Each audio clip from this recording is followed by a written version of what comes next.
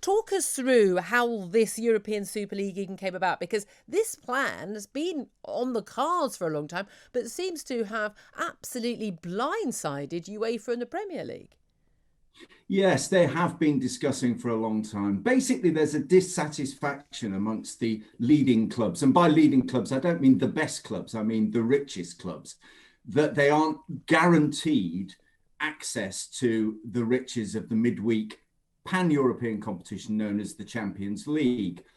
Three of the six clubs that are mooted to join it from this new breakaway from England, for instance, aren't in the Champions League this season.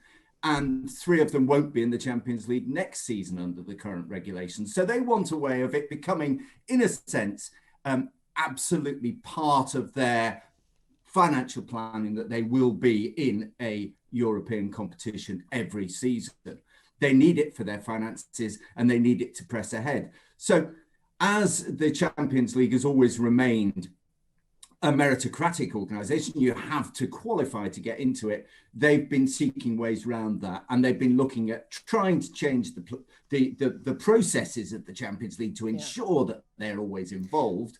That hasn't worked because UEFA has not backed down, and so they've come up with their own operation. I think, judging by the delay in their announcement, I think they're slightly worried by the reaction from the authorities. Well, indeed. I mean, look, this is all about money. I mean, the Prime Minister's talking about the fans and wider footballing community. This fundamentally comes down to cold, hard cash. So, and as we know, pretty much in every previous time, when, the culture, local community, the way of life, the fans, all that matters in terms of grassroots football and community of the clubs, when that clashes with money, it does seem that money does end up winning an awful lot of the time. But this is the interesting thing, isn't it? Sort of a closed shop, effectively, not like the Premier League, for instance, where, clubs can go in and clubs can be relegated. Champions League guaranteed to play as opposed to actually having to qualify. And no, there's no relegation thing. There's an element where you think, okay, they're going to earn a load of money and they'll be able to sell these amazing TV rights, and a lot of them are going to have a right to stream on their own platforms, which is another key money spinner. But I'm told these clubs are looking at a £300 million instant payoff just for joining, guarantees of billions in future income. Are they going to be deterred by the threats from the Premier League, from UEFA, from FIFA? Because are those threats as damaging as people think? Because if they are banned from the Premier League, then that takes away an awful lot of the value of the Premier League in terms of the footballing rights. And are those other Premier League clubs going to be able to get the sort of deals with BT Sports, Sky News, whatever, without those clubs? Champions League, again, well, does that, if you've got 12 of the biggest clubs in Europe involved, then what do they get? But also the idea that the World Cup would be able to ban, say, England from fielding our best players. Would that not undermine the World Cup as well? The thing is that the football landscape is very integrated. There's an incredibly complicated calendar which involves international competition, which involves midweek European competition and the domestic competition. These are incredibly integrated. That's why they've all reacted as they have, because this will break down that integration.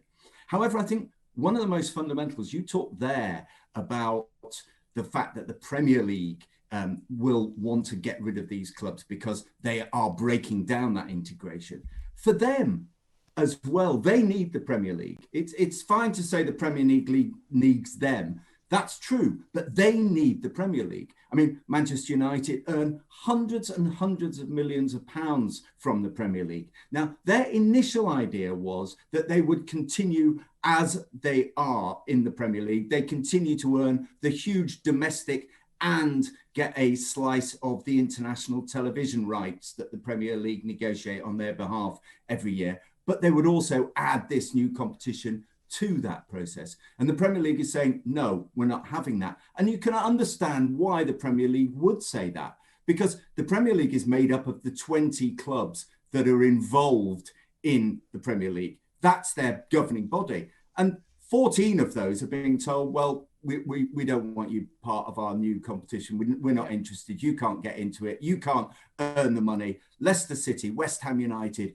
these clubs that have financed and invested in trying to get into the Champions League. By the way, you're not involved. So no wonder the other Premier League clubs are in a fury. And then when it comes to international football, again, it's all integrated. It's all part of the calendar. If you suddenly say, no, we're breaking away from that, then it breaks down the whole system. So they're obviously going to fight back against that. Who's going to win, though? I mean, this is brinkmanship at an extraordinary level. I think we can safely say the fans aren't going to be the people who win, but who is fundamentally going to win? Because we are talking. This would be not an unsurprising response from UEFA, FIFA, and the Premier League. But fundamentally, even when the Prime Minister's having a go, these are private businesses. These are multi-million-pound businesses, as they are also very much part of local communities. But the local communities don't in any legal way own these clubs. They may sort of own the feelings about the clubs. But is there any way that this could be stopped if the clubs decide to go ahead? Julia, if I knew that, I'd be having a bet.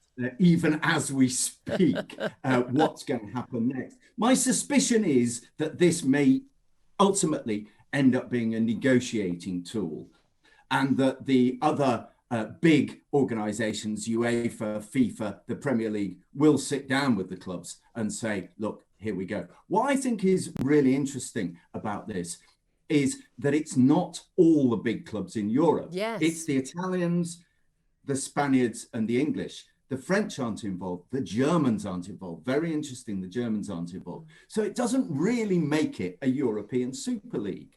It's not really going to sell like that. It's backed by an American network called DAZN, who are branding themselves as the Netflix of sport. So they have got serious backers here. You know, these are people who think that they can actually use this and communicate it across the globe as a sporting entity. But is it that attractive a sporting entity without those other elements to it? And I wonder whether ultimately they're all going to get round the table and there's going to be probably the biggest reverse ferret we've seen since the last time Boris Johnson came up against Marcus Rashford. And I suspect the whole thing will be disappearing, but they will get what they want when it comes to Champions League qualification.